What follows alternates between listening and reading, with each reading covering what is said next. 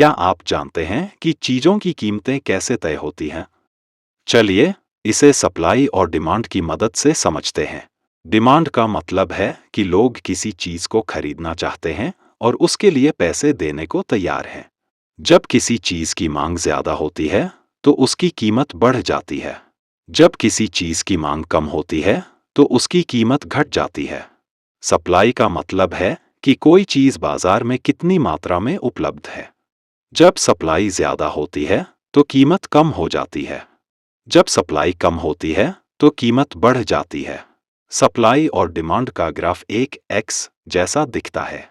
Demand curve नीचे की ओर झुका होता है। जब कीमत घटती है, तो मांग बढ़ती है। सप्लाई कर्व ऊपर की ओर झुका होता है। जब कीमत बढ़ती है, तो आपूर्ति बढ़ती है। जहां दोनों कर्व मिलते हैं, उसे संतुलन मूल्य कहते हैं।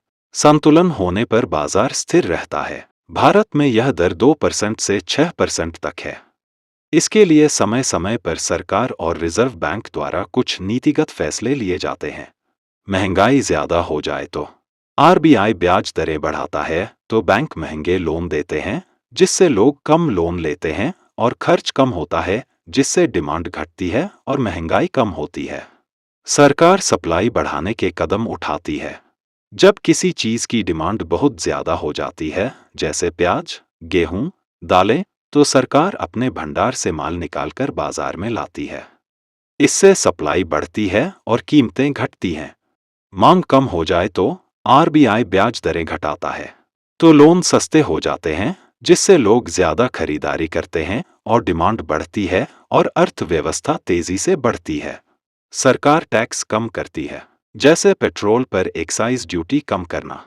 और भी तरीके हैं जो सरकार और रिजर्व बैंक द्वारा अपनाए जाते हैं, जैसे सरकार टैक्स, सब्सिडी, आयात निर्यात और स्टॉक के जरिए कीमतें नियंत्रित करती है। आरबीआई ब्याज दरें, नकदी प्रवाह और बैंकिंग नीतियों जैसे सीआरआर, एसएलआर, ओएमओ जैसे तरीकों से डिमांड को नियंत्रित करता है। दोनों मिलकर अर्थव्यवस्था को संतुलित रखते हैं। जानकारी पसंद आई तो अपने बच्चों से साझा करें। धन्यवाद।